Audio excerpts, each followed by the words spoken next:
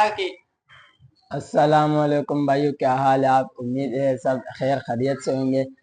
मैं आज चाइनी भाइयों के आपके आगे वीडियो लेकर आया हूँ और बहुत ही अच्छी कहानी है। आप लोग को सुनना बहुत मज़ा आएगा। 5 चीनी भाई थे और वो समुंदर के किनारे रहते थे। उन सब के अंदर अलग अलग खूबियाँ थी और उनके अंदर खूबियाँ ये थी कि एक एक भाई था, उसकी वो ना पूरा समुंदर का पानी पी सकता था। और दूसरे भाई के अंदर दूसरी का खूबी ये थी कि वो आग के अंदर रह सकता था। और तीसरे भाई के अंदर ये खूबी थी कि वो उसकी टांगें लंबी हो सकती थी मुसीबत के वक्त।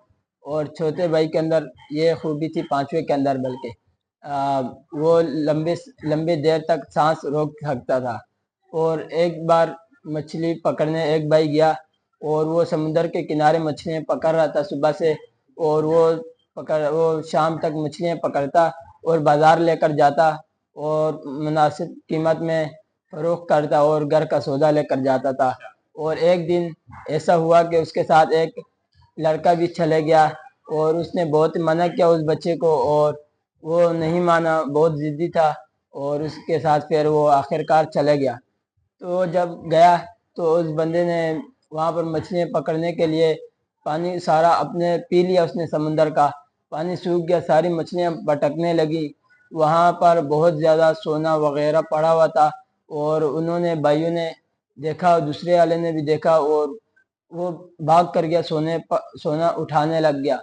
और मछली वाले भाई ने अपने हिसाब से मछलियाँ पकड़ी और उसने जमा कर ली। और वो जाने के लिए हुआ, उसने बोला मैं समुंदर का पानी वापस फेंक रहा हूँ। और उस भाई को बहुत मना किया, वो नहीं हो रहा था। और फिर उसने ज़बरदस्ती उसके ऊपर पानी फेंक दिया और वो जो बंदा था उसके साथ बच्चा वो वहीं पर पानी में डूब के मर गया। और फिर वो बाजार गया बेचने मछलियाँ। और लोगों ने पूछा, गांव वालों ने, भाई वो बच्चा किधर है? उसने आगे से जवाब नहीं दिया। फिर उसने जवाब नहीं दिया, फिर दूसरी बार भी पूछा, उसने जवाब नहीं दिया।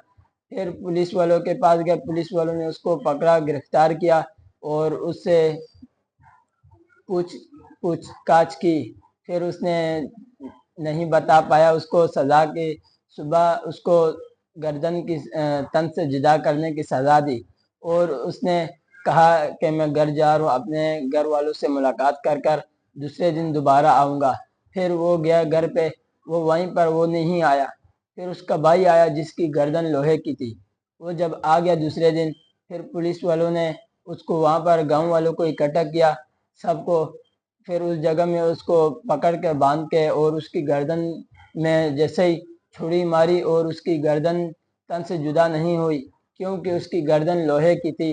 फिर वो उसको दूसरी सज़ा की दी कि दूसरे दिन आपको आग में डाला जाएगा।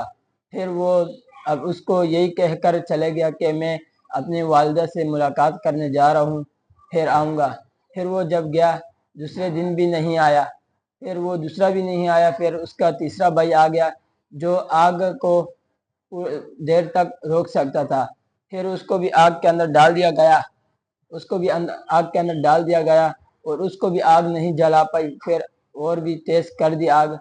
फिर भी वो बर्दाश्त करता रहा, आग के अंदर नहीं जला। फिर आखिरकार पुलिस वाले गुस्से में आ गए, गांव वाले भी उसको चिल्लाने लगे। फिर उसने दूसरे दिन उसको बदबू के अंदर बंद करने का, कमरे के अंदर देने का सज़ा सुनाई कि फिर वो अपनी वालदा का बहाना बनाकर घर पे चले गया। फिर घर जाने के बाद उसने दूसरे भाई को भेजा, खुद नहीं आया, जो लंबी देर तक सांस रोक सकता था। फिर वो दूसरे दिन आया, उसको कैद खाने में बंद किया कमरे में और उसके अंदर मेडिकल डाल दिए, बहुत सारे केमिकल डाल दिए, गंदी बदबू छोड़ दी और उसको कमरे में बंद कर दिया। फिर पुलिस वाले 2 दिन बाद उसकी लाश उठाने के लिए गए और वहाँ उन्होंने अजीब नज़ारा देखा कि वो बंदा वहीं पर जिंदा था। और उन्होंने पूछा कैसे, और उसने कहा मैंने सांस रोक दिया था। फिर गांव वालों ने उसको पुलिस वालों ने भी कहा कि इसकी गलती नहीं है, इसका कसूर नहीं है, क्योंकि ये कसूर सारा उसी बच्चे का होगा, इसलिए इसको हमने 4-5 सजाएं दे दी और इसको कुछ भी नहीं हुआ। इसलिए गांव वालों ने भी उसको معاف کر دیا اور پولیس والوں نے بھی، اور اس کے لیے بہت ہی بڑی خوشی کی بات ہے، اور اس کے والد بھی بہت خوش تھے۔ شکریہ، اور میرے چینل کو سبسکرائب کرنا اور لائک فالو ضرور کرنا، اور اس طریقے کی اس چینل پہ آپ کو ہر روز ویڈیوز ملیں گی اچھی اور بھی کہانیاں میں بنا کر بھیجوں گا۔ یہ میری فرسٹ ویڈیو ہے، اس میں ضرور سبسکرائب کریں۔ اللہ حافظ۔